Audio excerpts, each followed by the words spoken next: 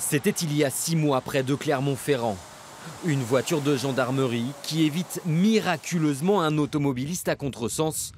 L'image a fait le tour du net et l'incident n'a fait aucun blessé. Une chance que n'ont pas connue le 19 septembre dernier 3 personnes prises dans une collision en Creuse sur la RN 145 et décédées sur le coup.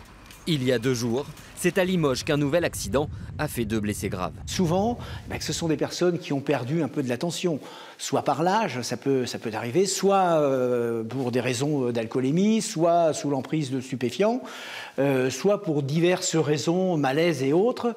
Mais il y a toujours, la plupart du temps, dans les situations les plus graves que l'on a constatées, il y a toujours une cause humaine liée à une situation tout à fait particulière. Le contresens, un fléau de moins en moins rare sur les axes à grande vitesse. En 15 jours, sur la RN 145, 3 véhicules ont déjà été appréhendés dans le sens inverse de la circulation. Il y en avait eu 20 les 3 années précédentes. La seule solution, c'est la prévention.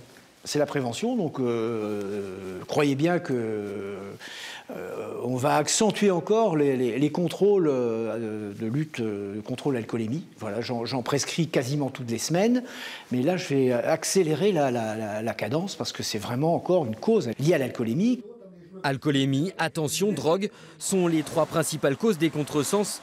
Le préfet de la Creuse a lui alerté sur un 4e, le demi-tour volontaire, sans cas avéré pour le moment dans le reste de la région.